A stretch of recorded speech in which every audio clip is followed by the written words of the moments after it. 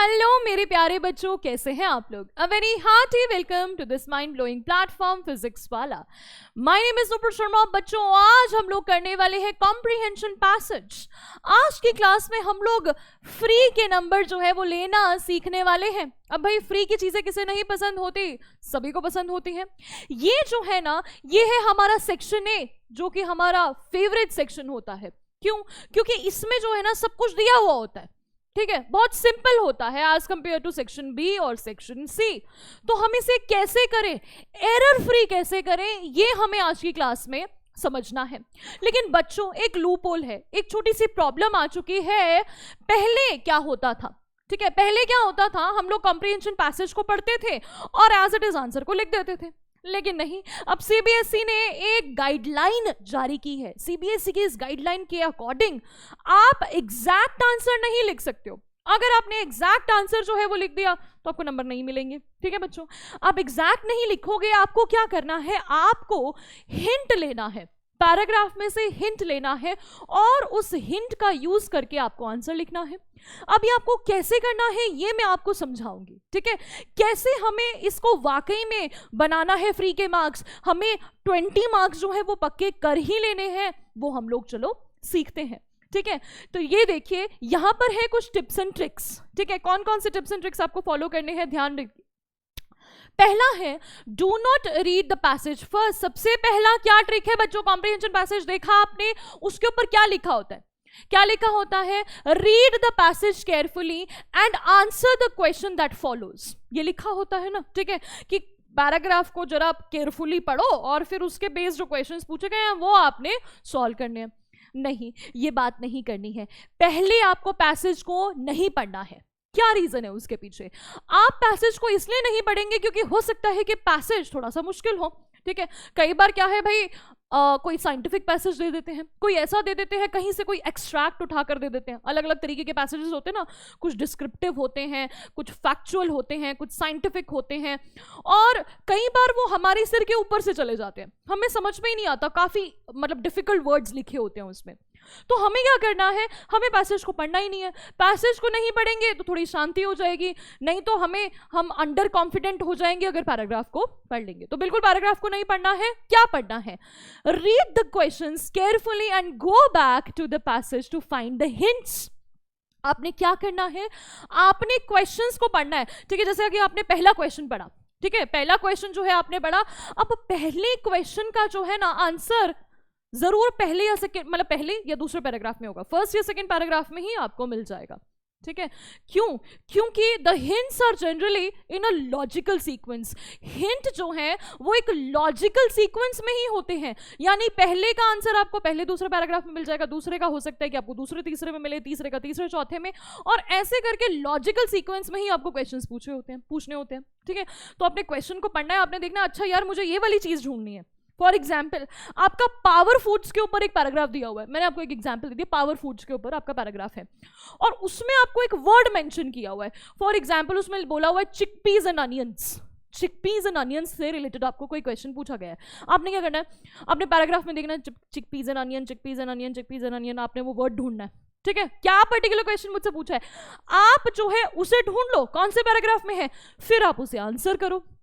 ठीक है, तो आपने क्या करना है, इस तरह से क्या ढूंढना है, आंसर नहीं, यहां लिखा है हिंट, आपको हिंट ढूंढने हैं।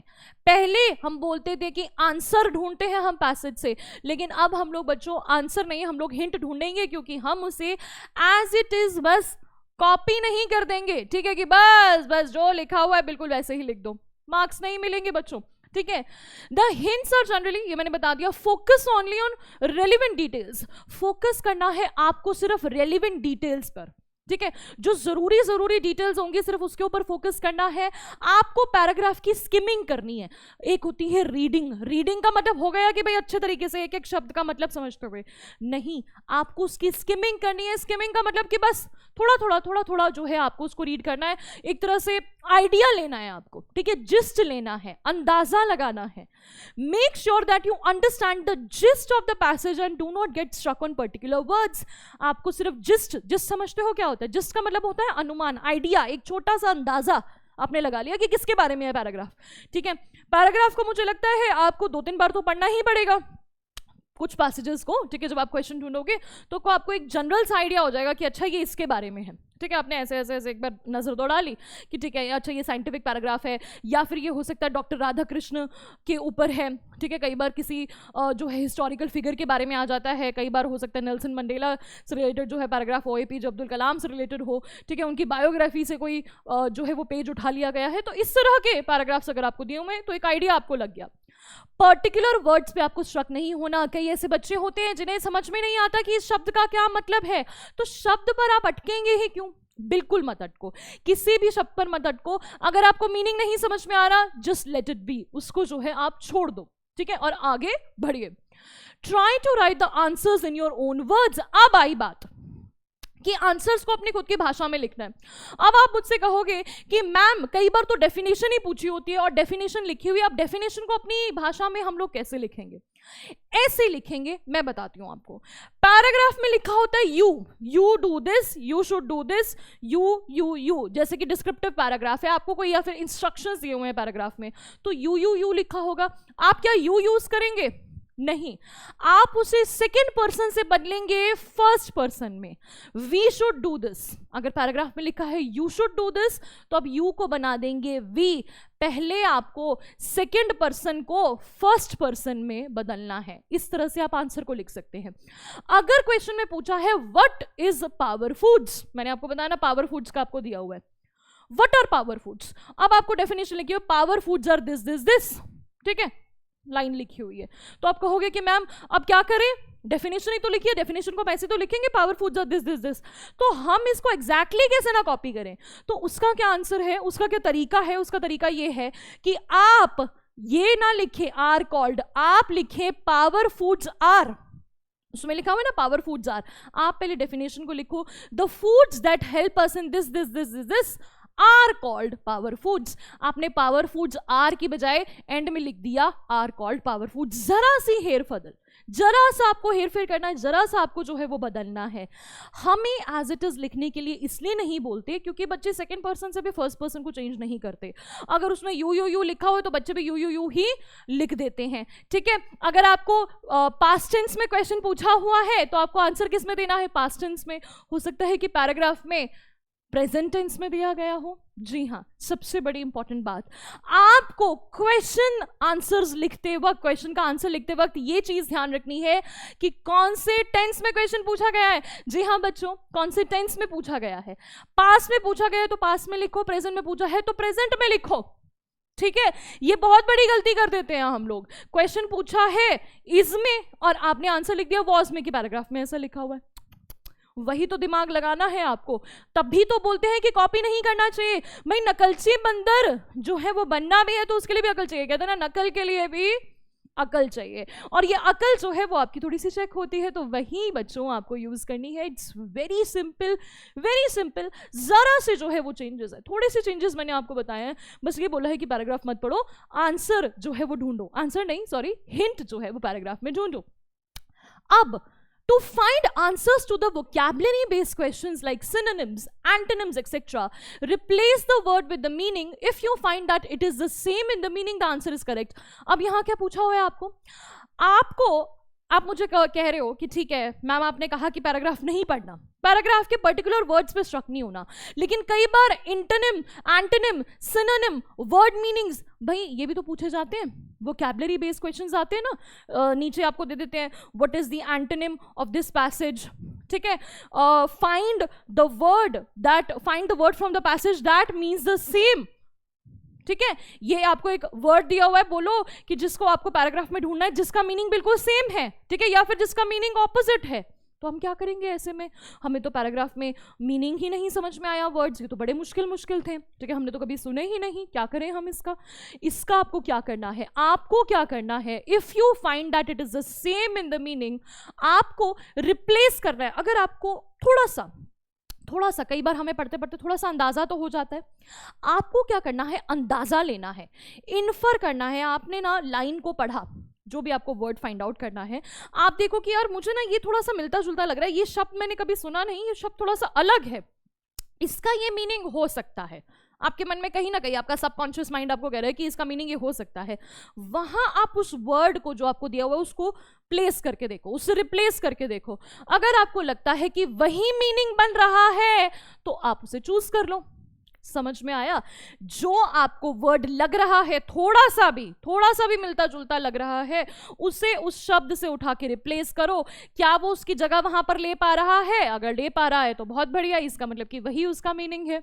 ठीक है, तो इस वाले क्वेश्चन के लिए आपको क्या करना है भाई, वोकैबुलरी जो है स्ट्रॉन्ग कर सकते हो। वैसे देखो भाई, अभी ज्यादा जो है, हालांकि हमारे पास टाइम नहीं है, पर फिर भी थोड़ा बहुत टाइम तो है।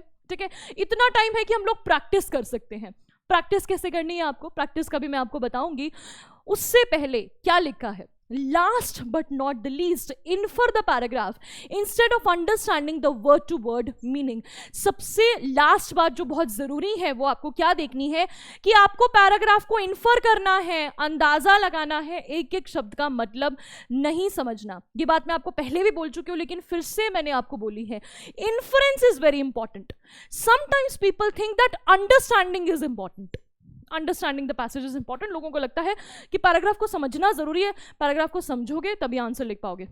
ऐसा नहीं है, अंदाजा लगाओगे तो भी आप आंसर्स को अटेम्प्ट कर सकते हो। अब जैसे मैंने आपसे कहा कि आपको क्या करना है, किस तरह से आपको प्रैक्टिस करनी है। प्रैक्टिस करने का सीधा सा तरीका है, आपको कितने पैराग्राफ्स को प्रैक्टिस करना है, कितने पैराग्राफ्स को आपको 15 डेज में एक पैराग्राफ की प्रैक्टिस जो है वो करनी है। आप अगर महीने में 2 भी प्रैक्टिस करोगे ना, अभी दिसंबर चल रहा है, ठीक है, दिसंबर चल रहा है, दिसंबर में 2 कर लो, जनवरी में 2 कर लेना और 2 फरवरी में कर लेना। ठीक है, एग्जाम से पहले। ठीक है, एग्जाम से पहले तो आप लोग प्रैक्टिस करोगे, फरवरी स्टार्टिंग में, अब दिसंबर की स्टार्टिंग ही चल रही है, मिड चल रही है ना, तो अब दिसंबर की मिड में कर लो, जनवरी के मिड में कर लो 2 पैराग्राफ्स प्रैक्टिस, और फिर उसके बाद स्टार्टिंग में, फेब की स्टार्टिंग में जो है आप 2 पैराग्राफ्स प्रैक्टिस कर लेना। 6 तो आपके वैसे ही हो जाएंगे। 6 बार प्रैक्टिस करोगे बहुत है। ठीक है, बहुत है आप लोगों के लिए। आपको क्या प्रैक्टिस करना है, आपको प्रैक्टिस करना है कि इसे हमने क्विकली कैसे अटेम्प्ट करना है, जल्दी कैसे अटेम्प्ट करना है। भाई बच्चे मुझसे कहते हैं कि मैम सेक्शन ए क्यों सिखा रहे हो, सेक्शन ए तो हमें आता है। ठीक है, सेक्शन ए में ज्यादा बात क्या है, सेक्शन ए हम लोग कर लेते हैं। ठीक है, हमारे मार्क्स भी अच्छे आ जाते हैं। मार्क्स पर फोकस नहीं करना है आपने। अगर आपके मार्क्स बहुत अच्छे आते हैं, बहुत बढ़िया बात है, वेरी गुड, आपको फोकस करना है कि आप उसमें टाइम कितना लेते हैं। आपको टाइम का ध्यान देना है। स्टॉप वॉच लगाइए, स्टॉप वॉच से देखिए कि कितनी देर में आप उसे प्रैक्टिस कर रहे हैं। आप 5 मिनट में कर रहे हो, 10 मिनट में कर रहे हो। एक चीज और जो मैं आपसे जरूर कहूंगी वो ये है कि वैसे मैंने आपको जो भी टिप्स एंड ट्रिक्स दिए हैं, यूट्यूब पे आप वीडियोस चेक कर सकते हैं, जिसमें मैंने आपको बताया है कि क्या टिप्स एंड ट्रिक्स है कि आपको अब इतने महीने बचे हुए हैं तो बोर्ड एग्जाम्स की प्रैक्टिस कैसे करें। तो मैंने उसमें आपको एक ट्रिक बताया था कि आपको पहले सेक्शन बी अटेम्प्ट करना है, सेक्शन सी अटेम्प्ट करना है, फिर बी करना है, फिर ए करना है, सी करना है, बी करना है, फिर ए करना है, क्योंकि एंड में जो है हमारे पास कम टाइम बचता है, उसमें हम फटाफट से इसको कर सकते हैं। अब आपने क्या करना है, जब आपने अपना एक्चुअली में question paper, sample paper practice करोगे ना, प्रॉमिस करो कि करोगे। सैंपल पेपर अगर आप प्रैक्टिस नहीं कर रहे हो तो बेटा बहुत बड़ी गलती है। सैंपल पेपर को प्रैक्टिस करना स्टार्ट करो। पहला जब ट्राई करोगे तो सेक्शन ए से स्टार्ट करना, ठीक है, ए बी सी ऐसे करना। दूसरी बारी में करना C B A B C B A. फिर देखना कि मैंने कौन से पेपर में कितना टाइम लगाया, कई बच्चे ए सेक्शन बड़ी जल्दी कर जाते हैं, जिनकी बहुत अच्छी प्रैक्टिस हो गई, जो सिर्फ 5 मिनट में कर लेते हैं सेक्शन ए। तो वो क्या करेंगे, क्या बोला मैंने आपसे, वो ए बी सी करके देखो और फिर सी बी ए करके देखो, जिसमें आपका कम टाइम लग रहा है, जिसमें आप ज्यादा मतलब कॉन्फिडेंट फील करते हो, मजा आता है आपको। ठीक है, तो आप वो वाली चीज जो है वो करो। तो आप वही वाला सीक्वेंस जो है वो फॉलो करना। बच्चों को सीक्वेंस वही फॉलो करना चाहिए जिसमें उन्हें कंफर्ट फील होता है। ठीक है, तो अपनी कंफर्ट को कैसे ढूंढोगे, पहले ए बी सी करना, फिर सी बी ए करना, और उसके बाद अपने आप को चेक करना कि हम किस में कम टाइम लगा रहे हैं, किस में हमें ज्यादा कॉन्फिडेंस जो है वो आ रहा है। कई बच्चे बोलते हैं कि हमें सेक्शन ए करके बड़ा मजा आ जाता है कि भाई स्टार्टिंग में बल्ले बल्ले कर दिया, स्टार्टिंग में बड़े अच्छे मार्क्स जो है हम ले आए हैं, बड़ा इजी पैराग्राफ था, बस मजा आ गया। ठीक है, तो इस तरह की चीज जो है आप लोग जो है जरूर ट्राई करके देखना, दोनों सीक्वेंसेस को फॉलो करना जिसमें आपको ज्यादा मजा आ रहा है। मजा आना भी बहुत जरूरी है। पेपर देते देते अगर मजे नहीं आ रहे हैं पेपर को सॉल्व करते वक्त, तो फिर आप गए समझो, फिर आपको मजा नहीं आएगा। ठीक है, फिर आपके मार्क्स भी मजेदार नहीं आएंगे। पेपर देते वक्त आपको आनंद आना चाहिए एकदम। ठीक है, डर होता है, ठीक है, डर का भी अपना मज़ा होता है, ये डर को आप बाद में ज़रूर याद करोगे, ठीक है, जब बड़े हो जाओगे। तो ये चीज़ आपको ध्यान रखनी है, किस में आपको मज़ा आ रहा है, किस में कम टाइम में करो, और वही चीज़ को प्रैक्टिस करना। आई होप आपको ये टिप्स एंड ट्रिक्स जो हैं वो समझ में आ गए हैं, ठीक है। तो हम लोग मिलते हैं अपनी नेक्स्ट वीडियो के साथ। Till then take care, bye bye.